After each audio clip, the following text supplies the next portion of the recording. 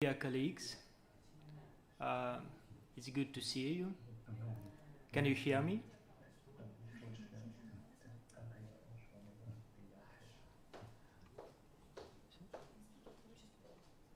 Они меня слышат?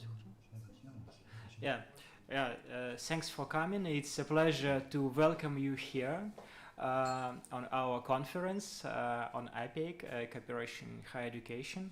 And it's a great pleasure for me to host such significant speakers from APEC economies. Currently, it is the 10th conference that we hold here in the Far Eastern Federal University on the sidelines of the Eastern Economic Forum. And I'm very pleased to see our old traditional partners who usually make a really big commitment, a significant commitment into all our activities and APEC policy. Hello, may I start the session? Can you hear us? Yes, we can hear very well. We can hear you.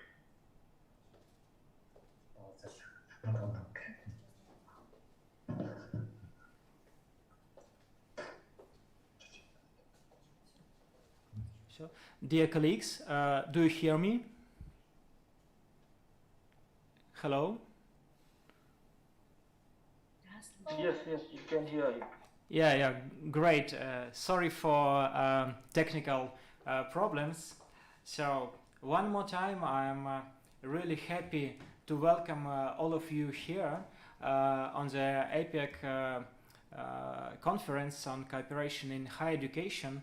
And it is a great pleasure for me to host all of you as speakers. And just as a short annotation of the session, I want to highlight that since higher education institutions are in the process of revising traditional methods of teaching and incorporating innovative solutions into the learning system, so their role in the economy is more defining than ever.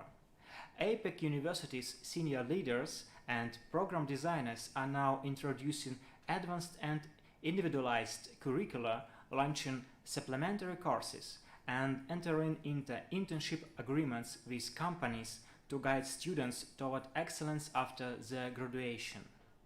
So, this session welcomes the sharing of best practices and incentives to facilitate student employment and skill development appropriate to challenges and demands of the workplace. Before we proceed, let us remind you some basic rules to make our discussion fruitful. First of all speakers present their ideas and reports. Hence, please keep in mind duration limits, no more than 7 minutes for a presentation. We would really appreciate if in the end of your speech you could summarize the ideas and draw the recommendations for our joint document. Please keep your questions to the speakers for the discussion session. After all presenters are done speaking, we will launch a discussion. You are welcome to leave the questions and commentaries in the chat. Please mention your name, position, and institution when making a commentary or leaving a message in the chat. Thus, we will get to know each other easier. Don't forget to specify the person you address your commentary or general audience. So, as we are done with all reminders, we are ready to open the session Navigating Student Success Universities, Links to Labor Market. And I gladly invite Dr. Chen Wei-Xin, Director of China Higher Education Student Information and Career Center, to start the discussion. Dr. Wei-Xin, the floor is yours, please.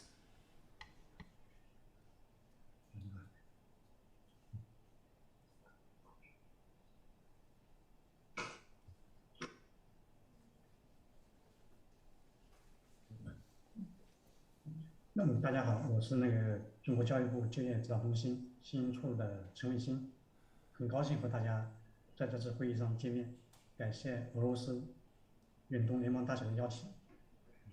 Hello everyone, I'm very glad to meet you. We attend the APEC conference on cooperation in higher education. I'd like to thank the Far Eastern Federal University for inviting us. I'm Chen Weixin, Director in Information Division of China Higher Education Student Information and Career Center.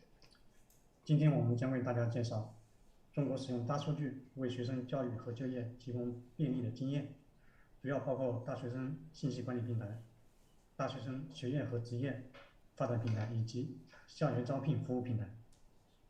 Today, I'd like to introduce China's experience in using big data to facilitate students' education and employment, mainly including college student information digital management platform, college student academic and career development platform, and campus recruitment service platform. 为了节省大家的时间，下面由我的同事史蒂芬代我为大家用英文介绍具体内容。To save your time, my colleague Ms. Shi Li Fang will present for you in English on my behalf. 换回这。Part 1, Chinese Student Information Digital Management Platform ensures students' real education database. About student information management. Founded in 1991, CHESIC is the public institution directly under Chinese Ministry of Education. In 2001, CHESIC was designated by the MOE to carry out higher education qualification certificate verification. By the end of June 2021, there are almost 1.8 billion pieces of data in our database. CHESIC takes the lead in performing the function of China's National Information Center of the Tokyo Convention. About verification service, CHESIC provides qualification certificate, student record, 高考 scores 会考 results, and the transcript verification reports. For e-transmission service, CHESIC is the founder of GDN and associate member of MREX. To promote global learner in mobility and paperless service, CHESIC built up many secure e-transmission channels with the international partners to deliver verified documents. Part 2, College Student Academic and Career Development, hereafter called the CSACD, platform makes plans for students' career orientation. Generally, students lack of the understanding and planning of themselves and their future careers. Therefore, CHESIC has established a national integrated career assessment system which utilizes big data to better deliver resources and information to students to make plans for their career orientation. The CSACD assessment provides students with self-acknowledgement to choose from 5 aspects: interests, values, personality, abilities, and career decisions. It offers the recommended occupations list according to students' majors, professional interests, and values. This is the sample. About questionnaire survey. Through questionnaire survey, CSACD website provides students with employment reference information such as the occupational distribution and the salary data of alumni. Here are the sample pie charts. Part 3, Campus Recruitment Service Platform offers more employment channels to students.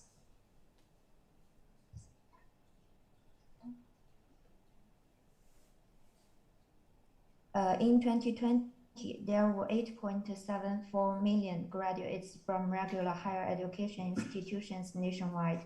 Coupled with the impact of the sudden COVID-19 pandemic, the employment pressure of graduates increased. CHESIC officially launched online campus recruitment activities on February 28, 2020. It creates possibilities for students and enterprises to sign contracts and recruit online. After logging in and successful identity authentication, students' qualification certificate information will be automatically shown in the education background of their resumes, which ensures the authenticity of their qualification certificate information. TRESIC reinforces information check and protects the rights and interests of the graduates. TRESIC organized the experts team to pick out 12 large-scale recruitment enterprises to cooperate with and required these partners to check the information of all the employers, ensuring the authenticity and validity of the position information. By the end of 2020, online campus recruitment activity has provided 17.65 million positions for the 2020 fresh graduates, received 8.9 million registrations, made 50.99 million resumes submissions. Okay, that's all for today's presentation. Thank you. Thank you very much, Dr. Chen Wei-Xin. As usual, you provide us with very informative report. And as the next guest, I would like to invite Program Director of Social Platform of Rose Congress Foundation in a Socium Foundation, Miss Anna Sorokina, who is offline with me here. We are really sorry that all of our speakers this year have to be online due to pandemic restrictions, but we hope that next year we can gather together in this auditorium, in this hall, to meet each other and to discuss person to person all our issues. So Anna, the floor is yours. Thank you. Is it better to speak in English or in Russian? I think English. Okay. Thank you for the introduction. My name is Anna, and I represent Social Platform of Rose Congress Foundation, which is the organizer of this Eastern Economic Forum and other global economic events. And within the Rose Congress Foundation, our department is responsible for social agenda and social issues. So for us, one of the most important things and one of the most important topics is to develop different student activities and to help them succeed in their life and their careers. So I believe that this topic that today we're discussing is very relevant to what we're doing up here, and for that one of the main projects that our department has started is the contest of social projects for students. It's been already 3 years, and we're going to have even more seasons, I hope. Every year we start a contest where our students, any student who is studying in Russian university can apply with a social project for one of the topics, for one of the nominations that are announced within a year. And what for us is important and why we decided to do that as social projects, because right now we know that within the years the social agenda is more and more important within every day. We have issues with ecology, we have issues with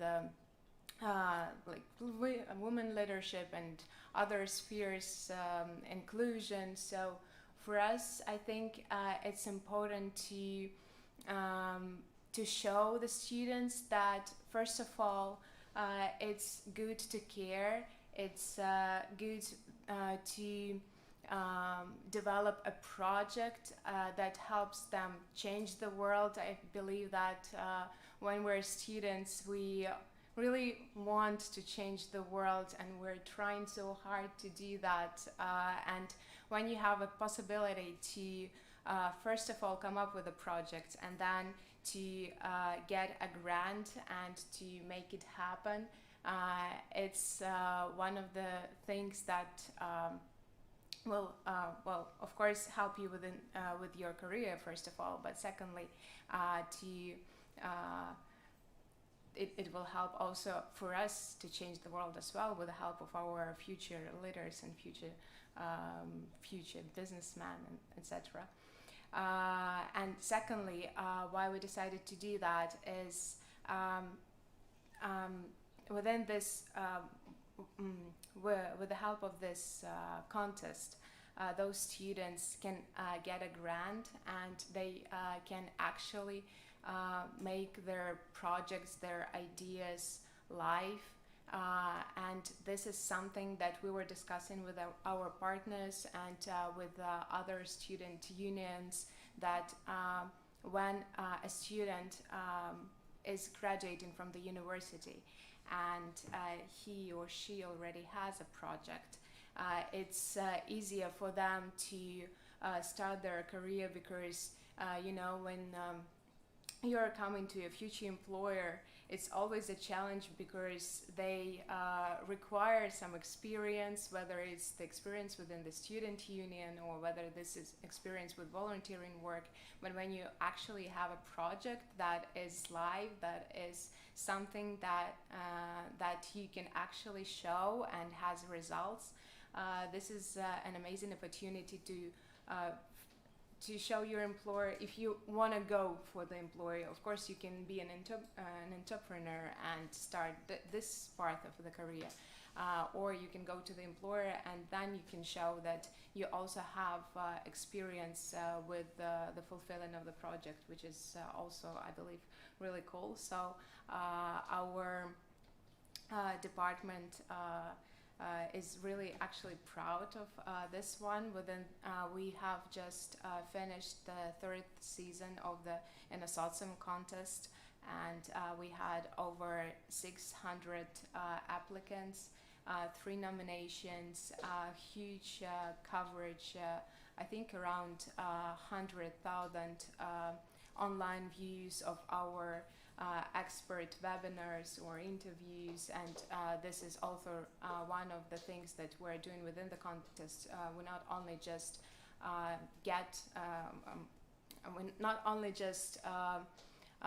awaiting for the students to send us their projects, we're actually trying to educate them how to come up with idea, how to realize the market, how to see the problem or the social issue, and how to develop the project from the idea to something that they can actually get the money for and just make it happen.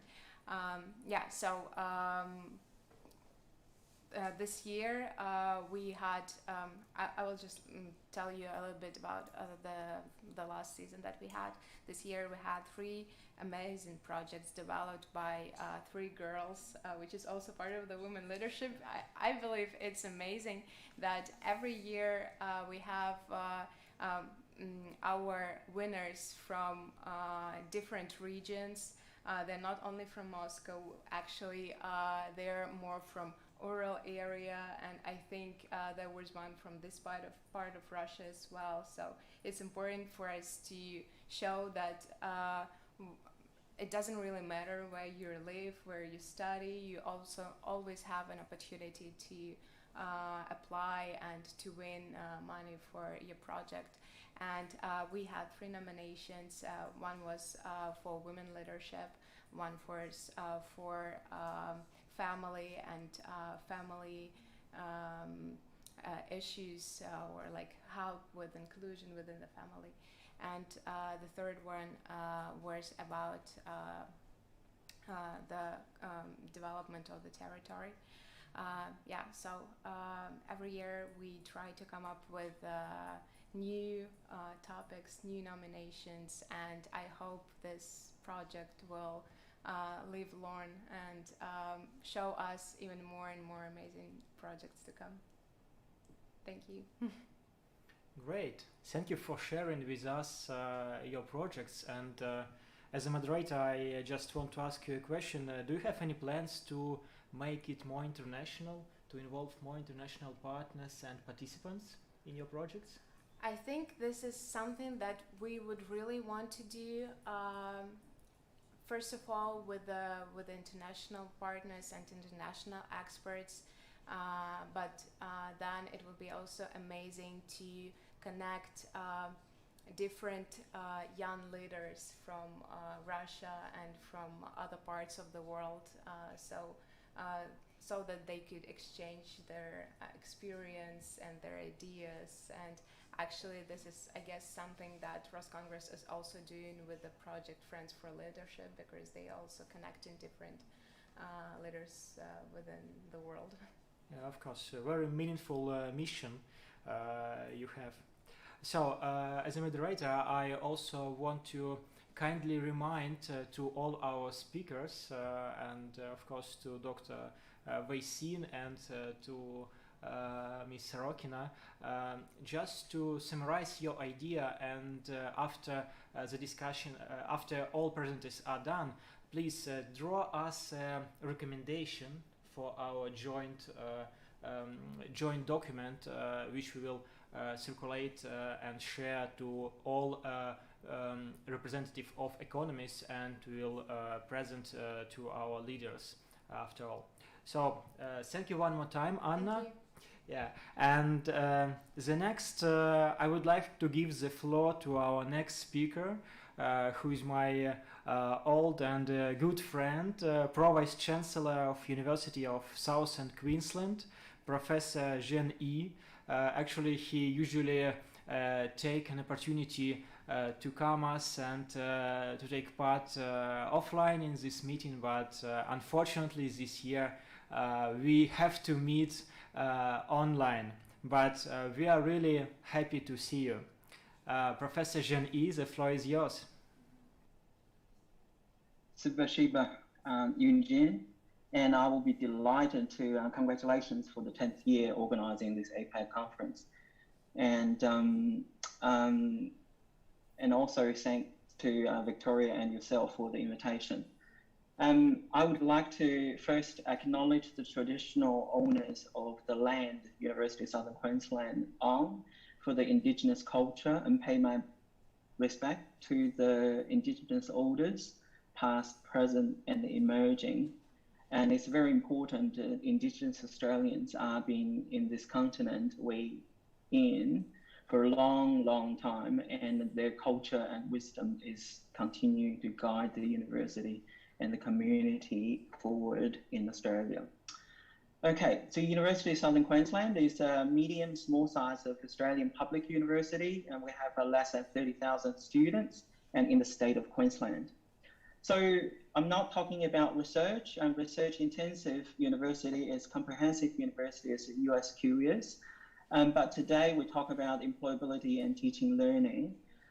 It is like most of the universities, is part of the strong point for our strategic plan. So what's the indicator you're doing well or you're not doing well for employability and working with industry for students, and does your program suit for the student and for the country and for the community? There's some indicators in Australia. So the first one is called Quality Indicator for Learning Teaching and the Graduate Outcome Survey. And this is backed by the federal government, the Commonwealth Government of Australia. And in the 2020 report survey, which is the latest, USQ graduates ranked the highest salary in the country. In fact, the USQ graduates for the last decade, more than 10 years, and have the highest average salary in the whole Australia. So USQ graduates get about 70,700 Australian dollars, compared with Australian average graduates is about 64,700.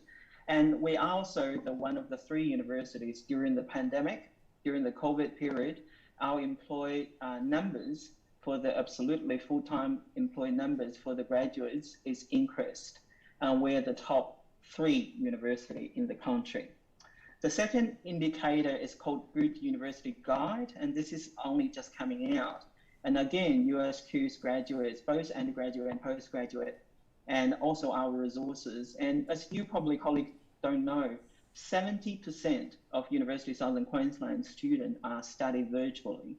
We don't usually distinguish virtual, online, or on campus because all our students have to do blended studying, and they were doing virtual and also on campus study as well. So our student is quite different with a lot of public university in Australia. Our students are mainly a large number of first generation of the family to come into university, and also have mature age, some of them. Some of them don't go through the traditional high school finish and then come. They usually have gap years. And also a lot of them also doing part-time as well. And they also a lot of them, because we are online learning virtually, and we've been doing that for 30 years, and a lot of them from the regional, rural and remote background as well. So that's the nature for our students, but they are very hardworking and intelligent. So that's how I think we started with the right fit and also with the right approach for delivering those and for the employability outcome for the high salary as well. So our approach, and this is also the summary in the future, is a flexible offering, personally offering. So those offering is not only we delivering virtually and we have the technology, like it's not delivering. A lot of universities, I think in Australia, and they just put everything online in the last minute during the pandemic, but we've been doing that for 30 years. So teaching virtually and teaching face-to-face are quite different with a different pedagogy. So we have an academy to train our academic staff to train them how to deliver those online. Second is our service, our library, our student hub, everything, our virtual campus is all 24/7 to our students around the world. So they can access to our library, access to all the facilities online. And the third is our virtual reality labs. And then it's not like you buy a platform. So we have more than 15 platforms to integrate it to USQ approach. And we're using artificial intelligence and virtual reality for different disciplines, because different disciplines need different virtual reality, artificial intelligence and facilities, and for delivering virtually. And also we have a very strong connection with our industry and also with our community, such as health and regional health, rural health, and also online with the distance health as well. So we integrate our work-related program into our learnings and teachings. So embedded course with the program with industry flavors, and there's 3 tiers I'm going to highlight in a minute. And also we have a work-related learning, such as, we have internships and all those programs for different disciplines. And also we recognize previous learning, a lot of students coming in with work experience. So those things we can credit it into our learning as well. So the RPL is very important to recognize their work experience and learning, both undergraduate and postgraduate.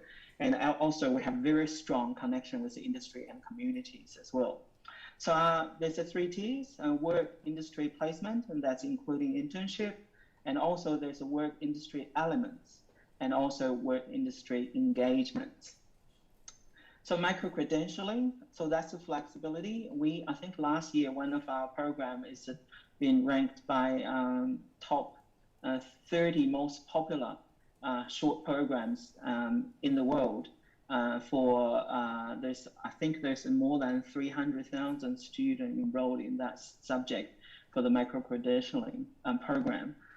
It's a suite of 29 upskill, so we upskill people, and those programs are 40 hours and very flexible, only 4 weeks. And a couple of those programs you can put into a certificate at USQ as well. So we do all the executive training for the student and staff in the industry. So that's also connecting with our student and with the executive as well. This is one of the initiative, employability and initiative, and this is a Qantas, and USQ is only Australian university have Airbus and Boeing simulator. We have our Bachelor of Aviation program, and this is our student in the Bachelor of Aviation working with Qantas Academy. In fact, Qantas Academy is co-located and together with our USQ campus in Toowoomba, and 2 hours from Brisbane. And this is the CEO of our Qantas airline, and then most of our students graduate from the Bachelor of Aviation will work for Qantas as well. So this is the website called Digital First Menu. So we design everything for our programs have to be considered virtually first. So we have a technical support, student experience support, resources, and all the employability. So all the resources and our virtual reality labs for different disciplines, engineering and music are very different labs and using different platforms. So everything is at the digital first at usq.edu.au. So to summary, and I think for us, been 10 years and leading in Australia for highest salary for USQ graduates and the highest employability in Australia, USQ's approach is flexible, personable, and also you have to have the expertise, train the trainers, have the academy to train the academics. And also we have very strong, very good relationship with the community and industries. And also our program is embedded in a very flexible program engaged with industry and communities. And the last not least, you need to have the technology to deliver what you're supposed to do to enhance the student experience. Thank you. Thank you, Professor Jean E. Very precious report and recommendation. Actually, personally, I really impressed that USQ graduates have the highest median full-time salary among others. Really impressive, really. So, now we are glad to invite our next speaker, Professor Dr. Mohammed Ibrahim bin Abdul Muttalib, Vice Chancellor, University Technology Petronas. Professor Muttalib was reappointed to the university management position as the Dean of Faculty of Engineering in 2013. During his tenure, the Faculty of Engineering continued to progress strongly and has improved its QS World University rankings to the world's top 300. Very impressive also. So please welcome. Thank you. First and foremost, let me take this opportunity to thank Far Eastern Federal University Vladivostok and the organizer for inviting me, giving me the opportunity to share about things that we've done at the University Technology Petronas. We are a relatively young university. We were set in 1997, and we are only approaching to our silver jubilee, 25 years in existence. By the way, the title of my training today will be Well-Rounded Global Attributes Way Forward for Graduates Employment. We strongly believe and we strongly subscribe to this theme because it actually means a lot in the kind of graduates that we wanted to produce as we go forward in the future. Okay, right. Right from the beginning, when we set on the university, right, it has always been in our mind the fact that when you produce graduates, majority of the graduates generally meant for the industry. Of course, you will have some who will take on to become entrepreneurs or decide to further studies and work with universities or agencies or universities or researchers, right? But generally, I'm talking about generally, and particularly in regards to us, because we are very much a technical university, and therefore University Technology Petronas, and part of our courses are mainly engineering and technology. So they are meant for the industry. Therefore, it was important for us to make sure that when we produce the graduates, they actually met the characteristics of what the industry wants. So in order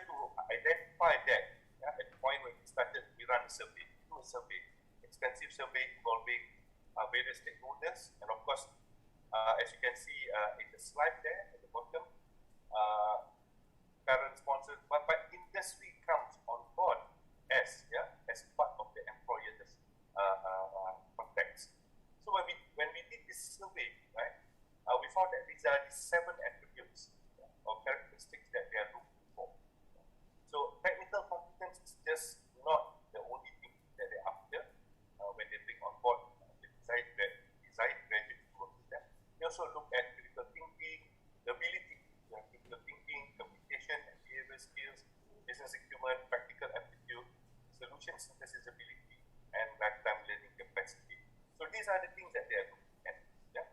So now, based on the outcome of the survey that we have looked at, right, we use that as the, if I can use the word compass, to actually design and develop our program, activities around the program, around the academic program, as well as the student life at the university, to actually help us to instill or build these attributes within the students. Yeah?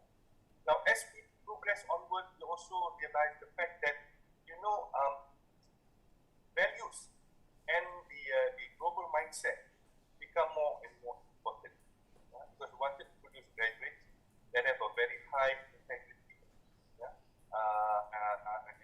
and loyal to the nation's organization that we serve.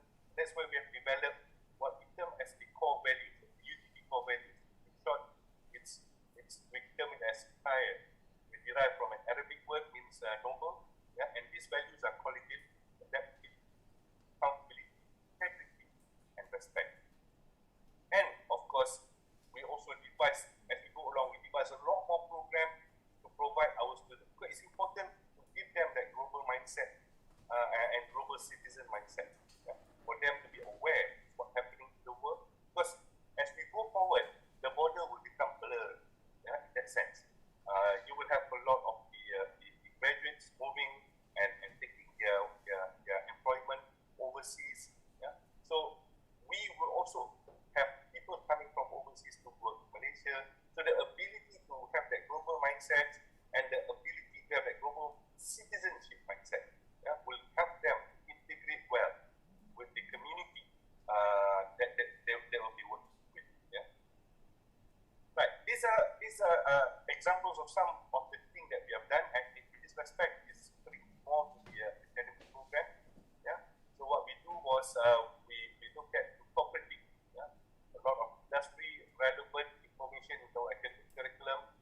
For a start, I agree with the prof just now. The internship program. We have the longest internship program in Malaysia.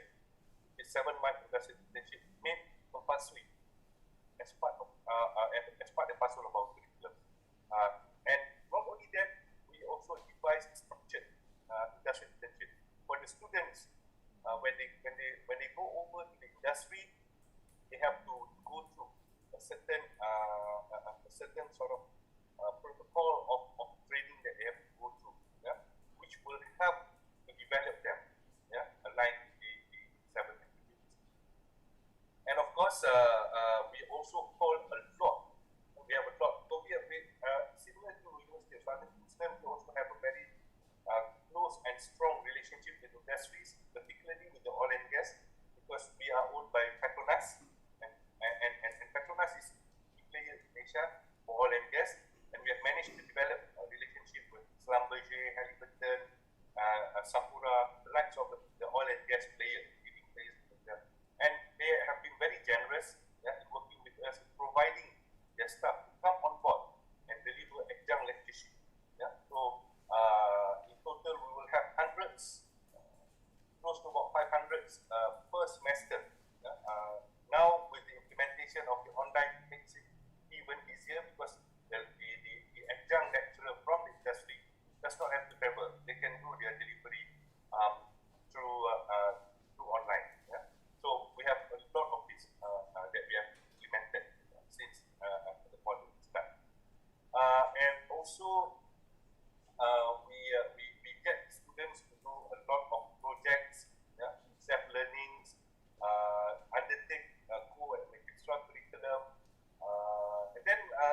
interesting thing that I should highlight here is that we make our student exchange program.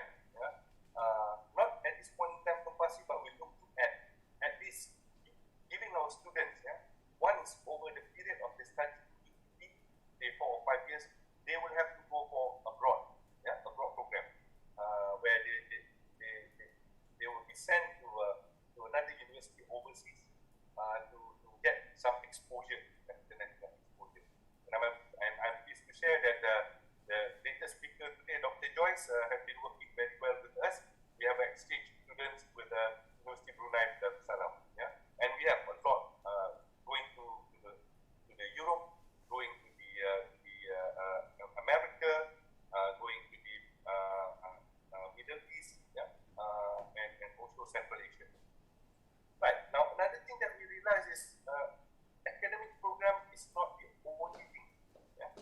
It's not the only thing that can help us to develop the student, but more importantly is how do we expose the student while they are at university. Yeah? Because bulk of, as opposed to University of Southern Queensland, bulk of our students basically on board at the university. Yeah? So the kind of experience we deliver to them, I think now the keyword being used is excellent student experience. Yeah? So the kind of experience that we are able to provide them at the university will be something that will also help them. And this is where we are looking at internationalization of experience. We have quite a bit of international students studying UTP. Then we also do community outreach program where our students are being exposed to the community around, and even to a certain extent they also took up the community outreach program with an overseas partner. And of course, we as it's now getting more and more important in the sense that going forward, we also need to produce students. They are able to sort of do startups, become an employer, instead of employee. So we have techno-apprenticeship program, structured techno-apprenticeship program, where we also bring industry in, mentor and help, and also funding to our students. Yeah, and we do a program on talent improvement, and we empower the students to run clubs in society, yeah, rather than the school. So this was hoping that when we do the developmental framework, it will move from personal into interpersonal and ultimately societal. Yeah. Now this is some track record that we had in terms of employment. Yeah. We are one of the university that was able to produce highest percentage of graduates employed post 6 months of competition, and those are the figures that you can see. Yeah, 89% in 2018, and then we get to 91, and even during the COVID time, we were able to strive up to about 77% overall. Yeah, and bulk of our graduates, because of their capability that we developed them into, they were hired by MNC, multinationals competition, and that leads to why 40% of our graduates was actually earning salary that was above the national average salary. Right? The figure there is 2,500 per month. Yeah, so that is already considered very high in Malaysia for a graduate. Yeah, and we also have quite a number of our graduates able to secure work, especially with the company Schlumberger, the oil and gas company, and for them the ability and the connection that we had with oil and gas company, so they were also hired to work overseas.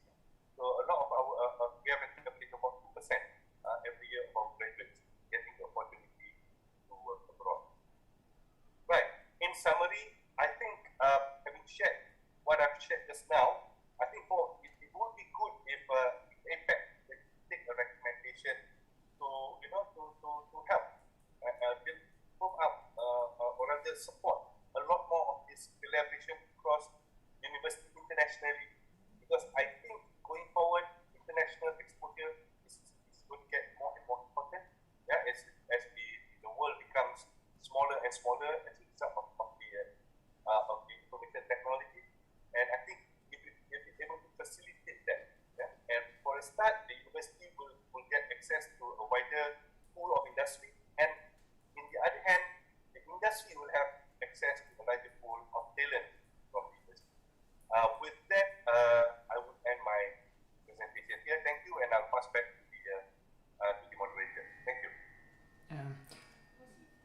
Thank you.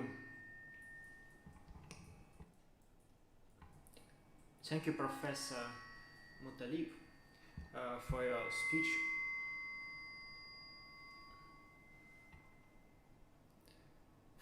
And the report. And now we move to our colleagues from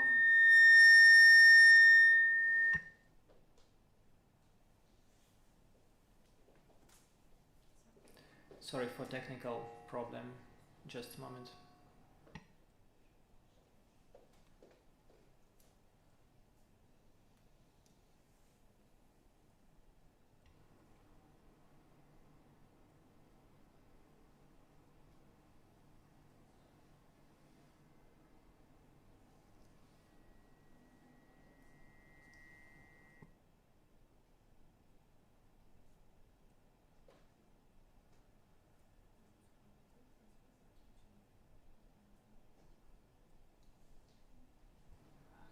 Dear speakers, could you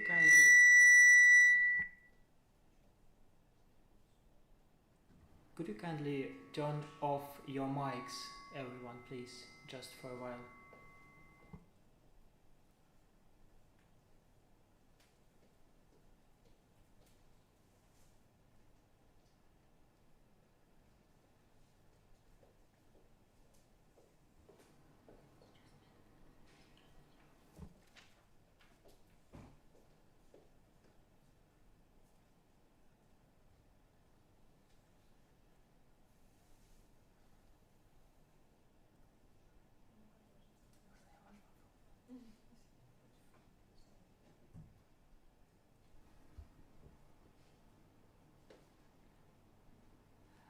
Okay, do you hear me?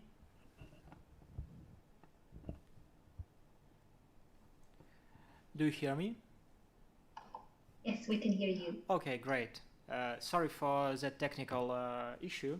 So, and now we move to our colleagues from Vietnam, Dr.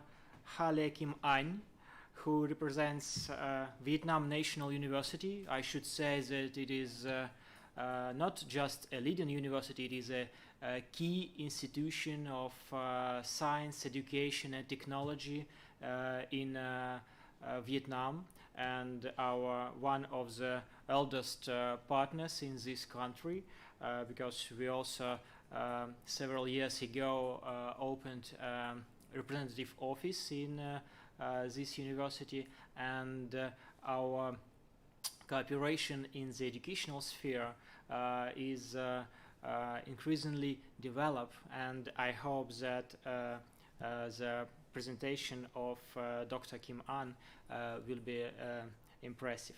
So, the report, fostering innovative thinking for ULIS students and lecturers. Please welcome.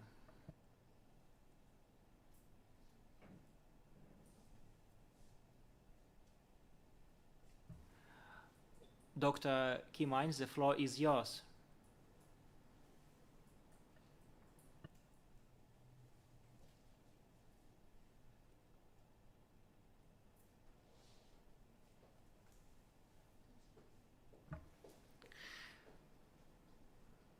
Xin mời tiến sĩ Kim Anh phát biểu.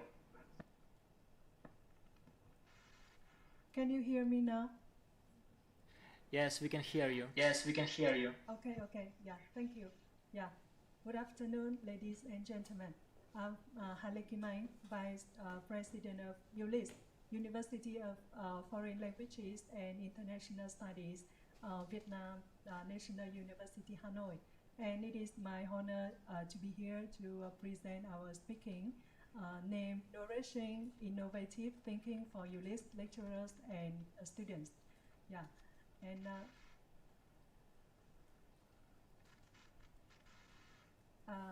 you know, the fourth industrial revolution take opportunities and challenges for all of us, especially the graduated students and universities. And many jobs in the future are not as if now. So the question is, innovate or evaporate? Of course, we must choose innovate. Yeah. So you can see here there are 4 important skills for 21st century. They are critical thinking, collaboration, communication, and creativity. And in this slide, you can see, the way of working is very important, but it is more important for university to develop 3 areas for students. That is the ways of thinking, ways of working, and ways of living in the world. And IQ is important, but not enough. And many studies show that it is EQ, but not IQ, is the most important issue for pupil success. And EQ can be developed during our lifetime. Besides EQ development, social emotional learning is also the good way to help students get success in the future. And if university wants students to have these skills, first, our lecturers must have these skills. So in our university, we focus to develop these skills for lecturer first. And it is very important to create learning environment and do professional development in university. Now I would like to share our journey to develop 21st century skills and nourishing innovative thinking for our lecturers. First, in 2019, we have 40 teachers join VBA project. VBA is Vietnam Island bilateral education exchange program in VNU. So this program builds soft skills such as communication, problem solving, and creative and critical thinking skills, which are vitally important in today's competitive economy, and consequently Vietnam graduates are in high demand from employers. And in 2020 February, ULIS and British Council organized a training of trainer course for our 35 teachers. The course name is Active Citizen and Social Enterprise. After the course, teachers can apply the toolkit to design many creative teaching and learning activities. And in the from March to August, we opened mindfulness class for our 30 lecturers to develop their emotional intelligence, including self-awareness, empathy, respect, and self-motivation. After this course, we built up a community of practice in our university, and we designed our own course named Inspirational Educators for all lecturers and staff in our university to develop their empathy, self-motivation, respect, communication, collaboration, social engagement. We have side chat, the innovation forum on our website so that people can share their innovative thinking or creative activities. And after nourishing innovative thinking for lecturer, we narrated innovative thinking for students. During the last 3 years, we are building some new subjects to develop 21 skills for students. First, teachers who finished VBA project build up creative thinking and entrepreneurship subjects as a compulsory subject in all curriculums in our university to develop innovative and entrepreneurial mindset and design thinking skill for students. And second, the skills for success, university success is a subject for first school year students who just finished high school to develop some skills to help them get success in studying in university. And introduction to Southeast Asia countries, Architecture, information and community technology. And in this academic year, we open 3 new subjects for lecturers and students. that is Design Your Life, Visual Thinking, Emotional Intelligence, and Social Communication. Actually, we spent over 2 years to build up these 3 very important subjects, and we want to take this subject for our lecturer and student from this academic year. Yeah. And of course, nourishing innovative thinking for ULIS lecturers and students is a very, very long journey. So, and we are now just taking some first step. And all our purpose of all this effort is to help students develop skills to adapt the high demand from employers and labor market. Yeah, I'm very happy to have opportunity to share with you all these more results. Thank you for listening. Thank you, Professor. Thank you, Professor.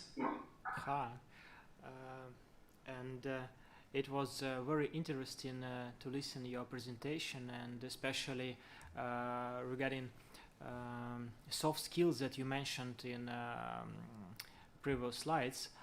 It is very important for us to understand how we can educate and train our students during pandemic in new normality, in new circumstances when everyone are online, and how we can develop their skills.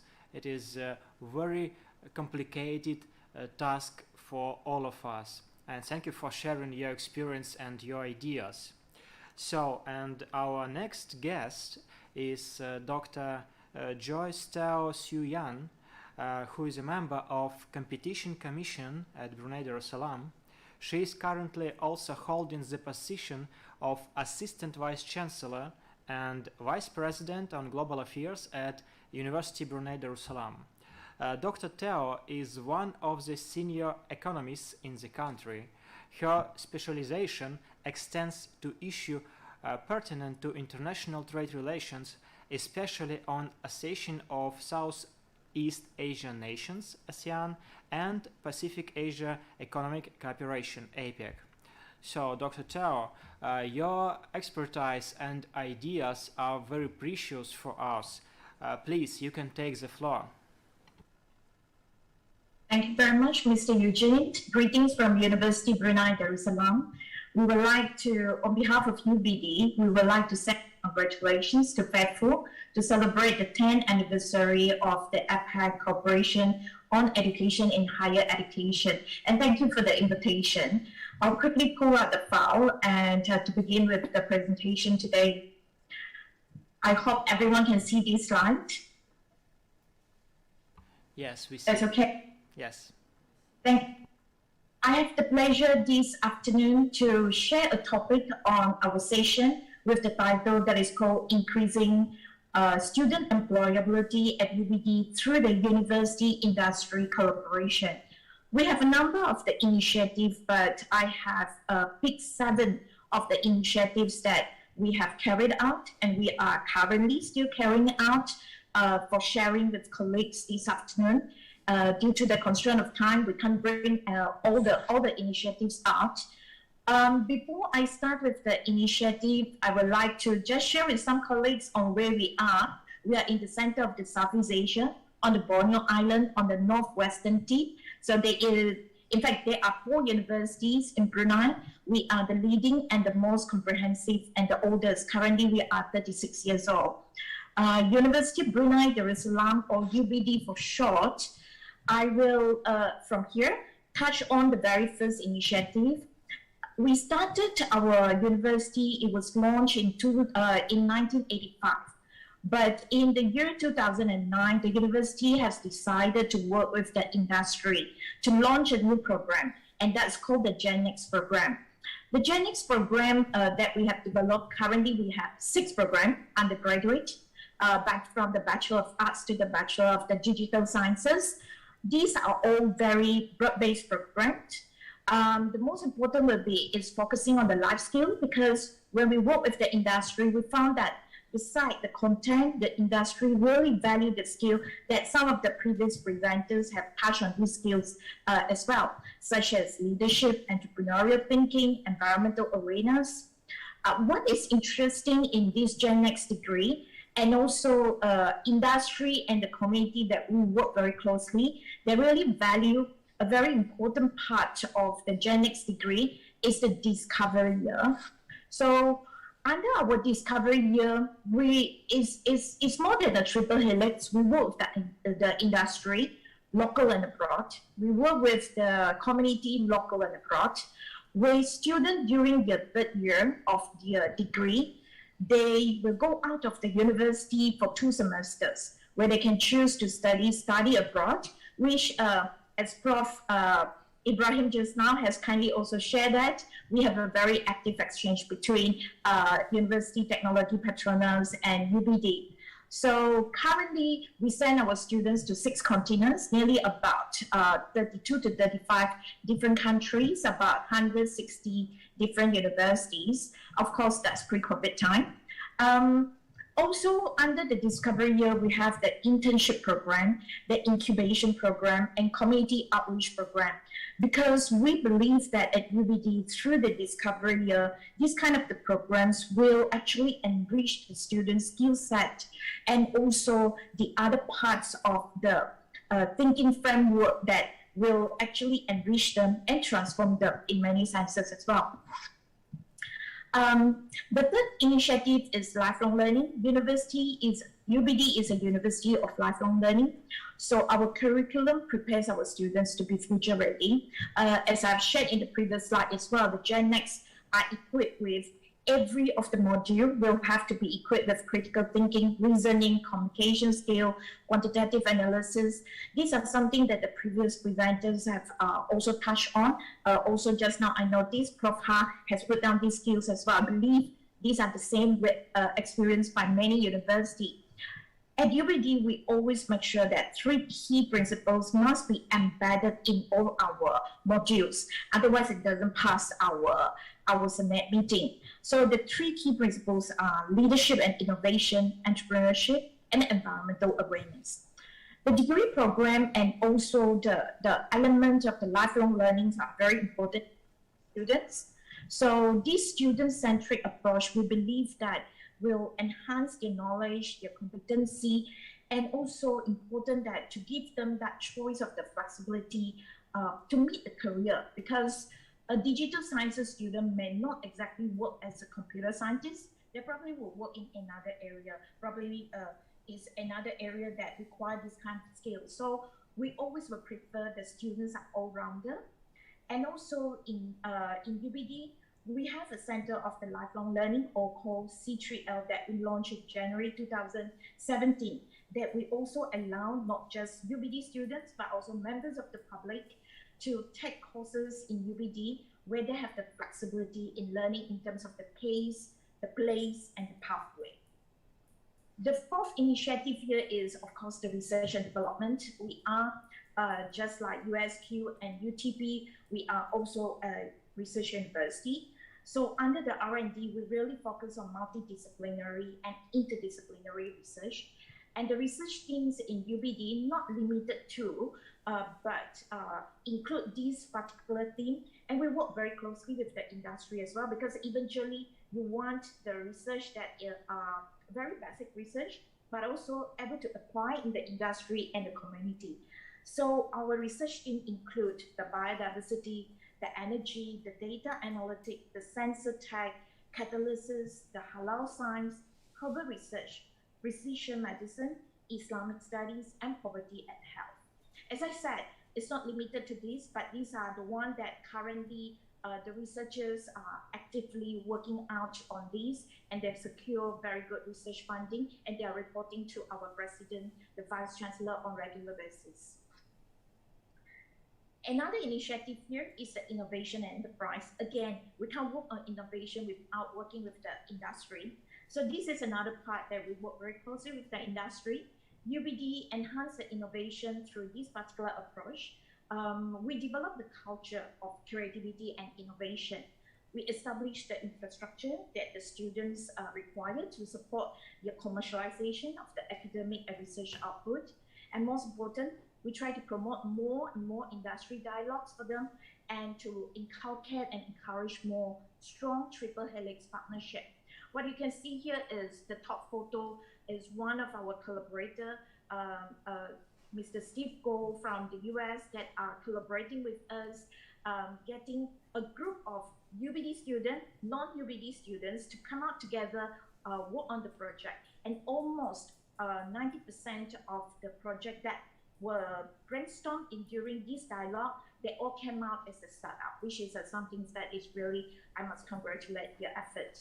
Another photo at the bottom of there is a group of our students from Brunei and also from Vietnam. They work together to come up with a robotic and see how excited they are. Innovation always create that kind of that atmosphere that we really enjoy. The last two initiatives here, UBD also work with the industry very closely because we believe that we don't try to actually produce every student to be entrepreneur, but it's very important for them to inculcate that sense of the entrepreneurial mindset. So UBD has a UBD Entrepreneurship Village, or we call EV for short, and UBD Startup Center, USC. What is UEV? EV was established in 2014, where we provide a platform to support and mentor students on their entrepreneurial activities and startup. The two gentlemen that you can see in the photo over here, they had the passion during the discovery year into photography and videoing. So they told us, and we helped to train them, to mentor and link them with the industry. So they set up a startup when they were students with UBD, and when they graduate, these alumni, they even set up company and employ UBD students to work with them. So that's the kind of the ecosystem that we hope to inculcate in the economy in Brunei. And UBD Startup Center, we launched the UBD Startup Center USC in 2020. This is to continue support the students who have graduated from the university, and particularly they work very closely for projects in aligned with the fourth industrial revolution. So currently what we do, in fact, I visit late July into USC. We really provide that ecosystem where university provide them with the co-working space, the network, the mentoring from the industry as well.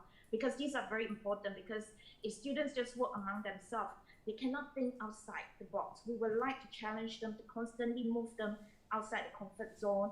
And also we move the boxes around a lot so that they have to think out of many different boxes as well in this USC. The last initiative that are big, of course, they are not the only 7 initiatives we've done with the industry collaboration to help support and increase student employability. But the last I've chosen here, I thought is very meaningful and quite tie well with today's topic, is the triple helix collaboration between UBD and Zhejiang University in China, as well as with the industry Hengyi. Hengyi is the international joint venture company that invests in Brunei in the area of the oil refining and the aromatic. So we work with them in the area of the chemical and process engineering program. We currently have produced 7 cohorts of students and 6 cohorts of students, but 9 cohorts of students. Currently, we have the 9 and the 10 cohort of the students with us who are starting with us. This particular program has 100% employability. In fact, once they finish their 8th semester, we already have hanging knock on the door to say that we take all of them. So they are actually short in demand. So we are trying to knock on the door of our chemical and process engineering that you need to produce more than this amount. So these are just some of the, I will call as probably 1/3 of the initiative that we work with the industry, but I've picked them. And as a summary, because just in case Mr. Eugene asked why, I found these particular 7 are very meaningful. I personally are involved in all the 7 of these projects. So if there are any questions, just in case, or from audience or from colleagues over here, I would be very happy to take any question or any feedback. So thank you very much, and I share the photo of our lovely students during their graduation. I do miss all of them a lot. thank you once again. Back to the floor to Mr. Eugene. Thanks. Thank you, Dr. Tao. Yeah, very, very interesting presentation. And in my opinion, what you said about entrepreneurship village and startup center, it seems to me it's very interesting way how you can encourage your economy ecosystem in Brunei and involve your not only students but alumni of your university. It can be very fruitful experience for all of us. So thank you one more time, Dr. Tao, and as all speakers have delivered their presentations, and now we still have a little bit time to move on to discussion section. I want to firstly ask Dr. Chen Wei Xin to provide shortly his recommendation which we can implement in the joint document what we actually will circulate among other APEC economies in future. So, Dr. Wei Xin, do you have any recommendations for us?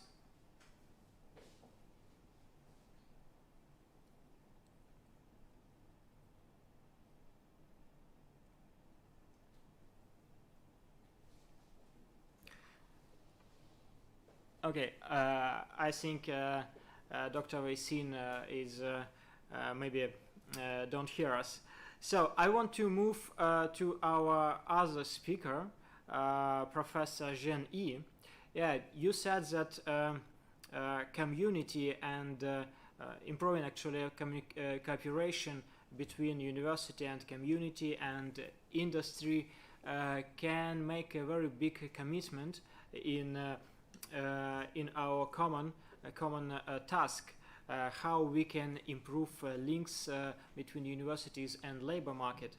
But do you have any other ideas or maybe recommendations how you achieved your magic points, like as I said, the highest salary in the region? Thank you, Eugene. And I think for Australia, it's a very small country in terms of population. We only have 25 million people. Our university is serving our local community and international community. We talk a lot about, I think every speaker talk about we link with industry, we link with community, we link with government and all those serving the community we are in. But the content are different. So we have to globalize the topic, but localize the content. For our university, we're serving large landscape, but small population. So we serving, we're a comprehensive university. We have from astronomy, we're working with NASA and, all of training, all those things, but we also have agriculture. So our region provide more than 30 to 40% of agriculture produce. And every day there's a flight from Singapore and Hong Kong, from Hong Kong and Singapore arriving our city in Toowoomba to pick up fresh produce. So we don't have a lot of population. So our university is a leading university of agriculture engineering. So we're the only Australian university produce those graduates to working in the region, to working with the farmers. Climate change. Australia is a big problem with climate change, fires, water, everything. So those things, what we try to do is basically working with our community, pandemics, health, rural and regional remote health, our regional small population in the state of Queensland. Some of the community, they have to take 2 hours to fly to our big city. So how are we going to do the telehealth? How are we going to do remote health? So we are producing our graduates, our nursing student, our paramedicine, our sports science. So Australia is also a sport mat. We're producing more the journalists, in the local context for the Australian National Broadcasting Corporation or the local business, local companies. So I guess what we try to do is basically what Australian community and our community need us to do. We have to specialize in those areas to produce graduates is graduate ready. So in fact, a lot of them already had the experience. As I said, the USQ programs credit their previous learning. The RPL is really important. So students already have those experience and they come into our university. They could through micro-credentialing, through short-term program, degree programs, and we also have an international focus because our international students from 110 countries.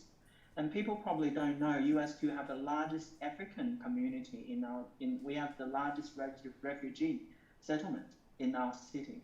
So we also connected with Africa. So I guess what we try to do is the university is no longer, so we have our top research. So first, your top research have to inform your teaching, and your teaching have to be guided by the community, industry, and the government. So we cannot survive if we don't produce the graduates. It's not job ready. So the salary, the employability are reflecting the university's program. So we, small university, we can change. We can change, we notice something is changing, we change and change fast. So we're flexible, you know, like we changing our academic calendar to get students have a choice all year round. They can start and they can finish. So those things are what we try to do to deliver for the community, for the industry, and for the government, and for the global. But I guess what I'm trying to say is every country, every region in the country are different.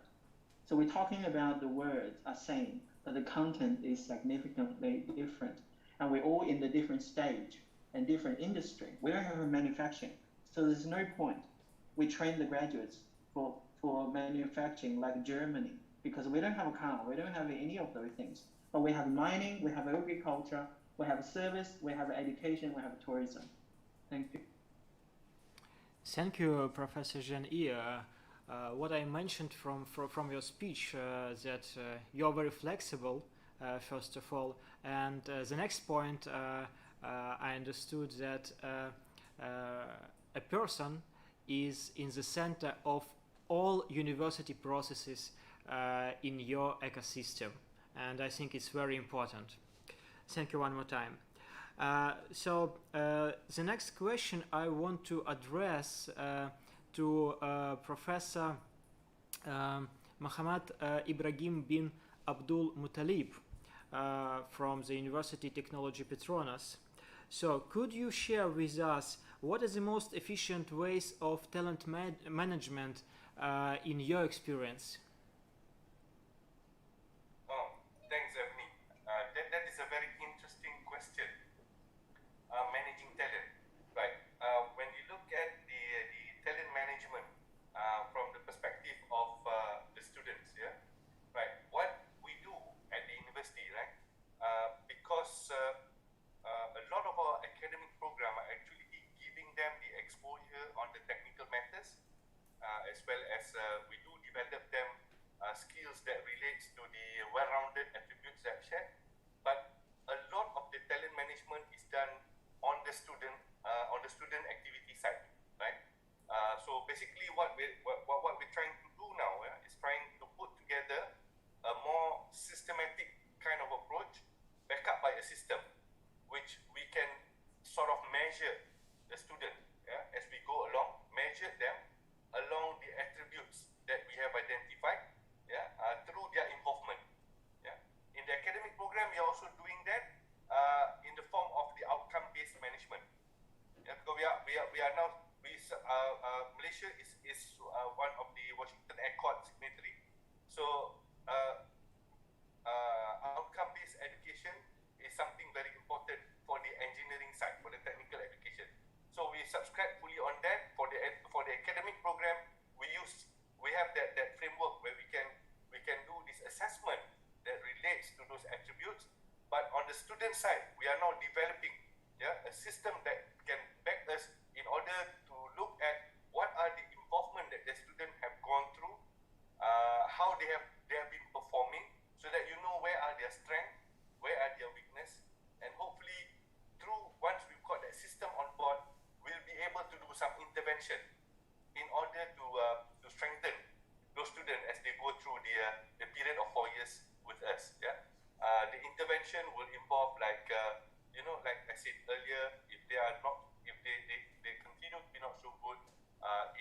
social skills, then we may want to sort of put them into an activity that requires them to demonstrate more of their social skill, or develop and demonstrate. Yeah, if we feel that internationalization would be good, then we'll do something like a concerted, or rather a directed effort, yeah, to help the student. Because ultimately, while we aspire to produce the well-rounded graduate, we need, yeah, as we go forward, we need to manifest to that aspiration and make sure that the students that we produce live up to that expectation. I hope I've shared sufficient to get that understanding. Thank you. Yeah, thank you very much. Your thoughts are very helpful, and I hope that we can implement all of your ideas into our joint document. And the next speaker whom I want to address my question is Dr. Haile Kim Ain. Also, you in your speech you provide us with some recommendations, so I don't want to ask you one more time about it, but I know that currently in Vietnam you are experiencing more and more online education. And Dr. Haile Kim Ain, could you name some blind spots and weaknesses of online education, and how to compensate them, how you work with these issues?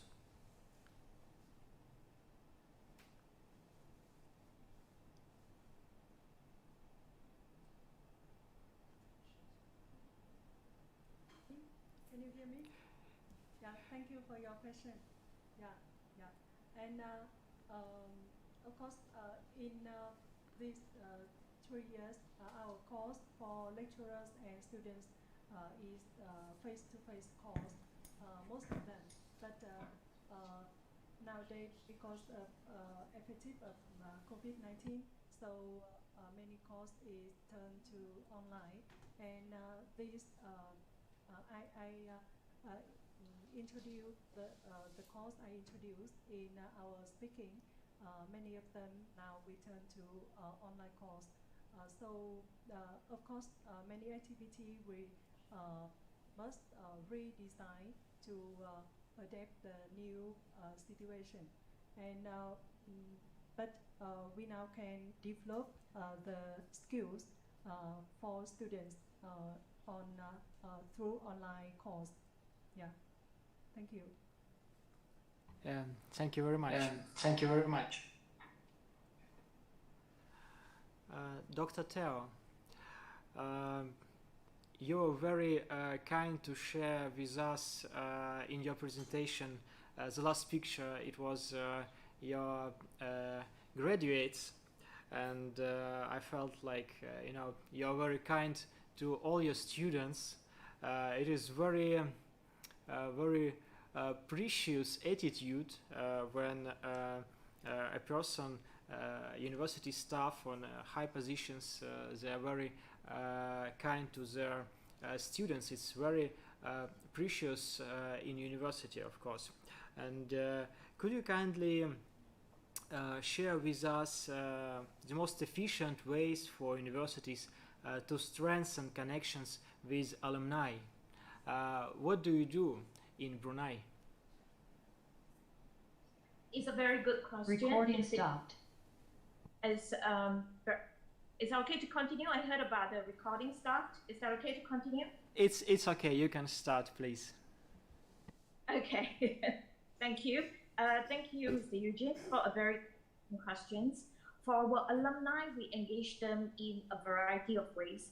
And I must begin by saying that it's not easy.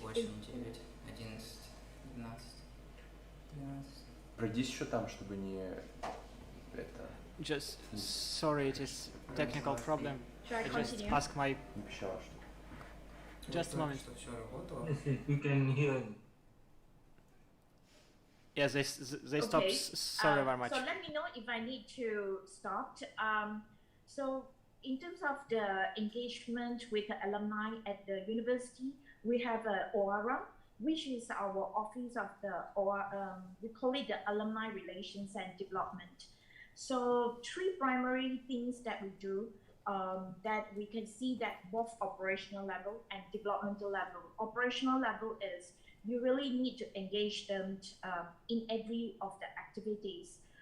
Say, for example, when we run short-term program or the Center of the Lifelong Learning running any program, alumni will be invited and we give them good rate, good discounted rate, because in that way, important is to give that sense of the belonging that I'm part of that community. So that is one thing that we are doing very aggressively. And second is, of course, to also working with them, which primarily work a lot with my office, is to work with the alumni both abroad and locally to actually getting them as the adjunct to work with our university, because many of them working in that industry can provide a lot of the good experience. And some of them actually volunteer as mentor to the program as well, and continuously for many years. So alumni is the adjunct and mentoring what we have been doing, and we are still doing it. And beside that, actually the alumni also provide very good internship opportunities for our students on the discovery year. So we are working with them very closely on that. And the last one, primarily many people think that we approach alumni will be for the money resources, but not exactly. But this is something that we're still working with them as well to bring us closer.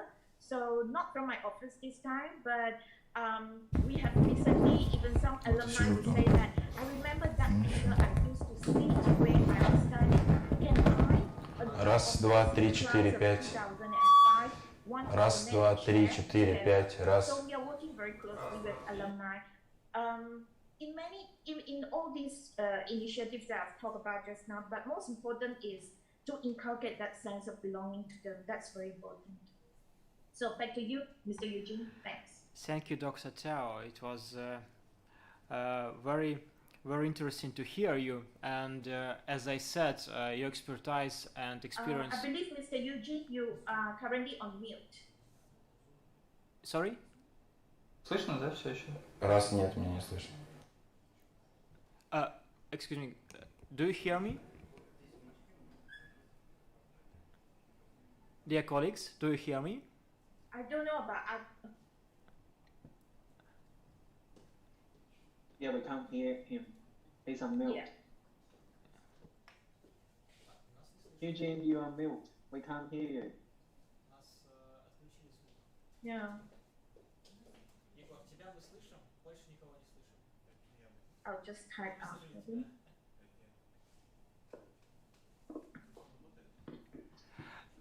Do you hear me?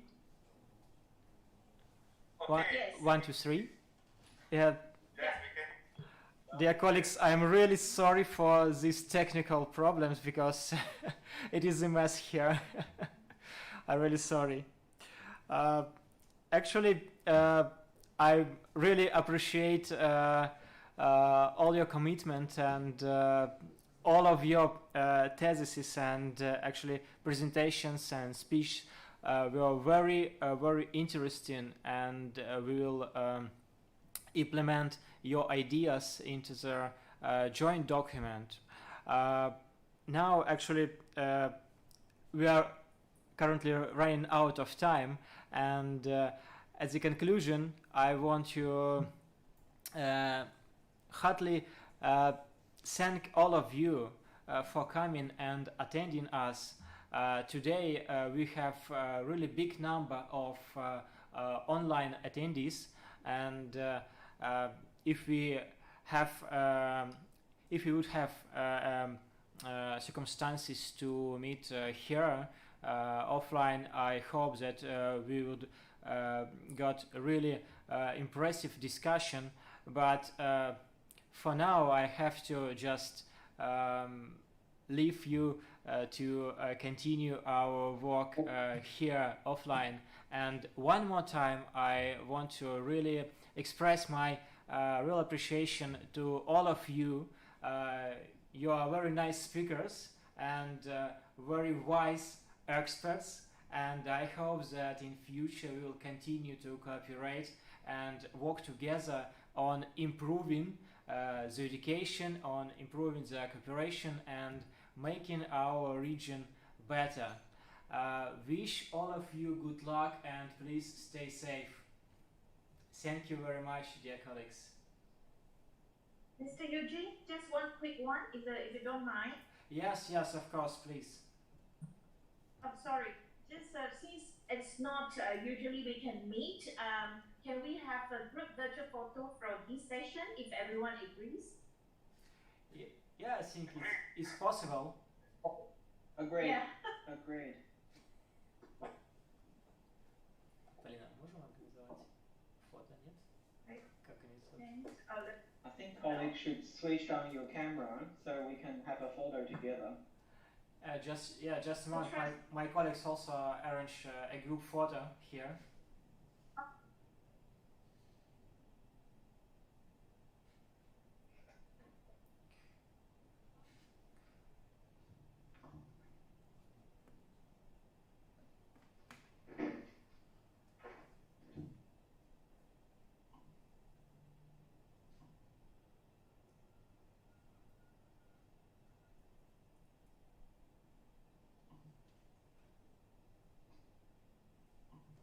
Are we done?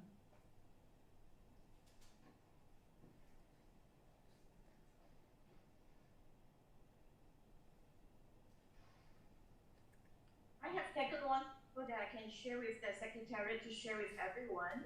Okay. Thank you, one. Thank you, Dr. Tuteo. Very helpful. Thanks. Okay, до свидания, Eugene. Thank you. До свидания. До свидания. Bye. Come on, Mandy. Come on. Yes. Yes. Thank you. Bye bye. Thank you. Bye bye. Bye bye.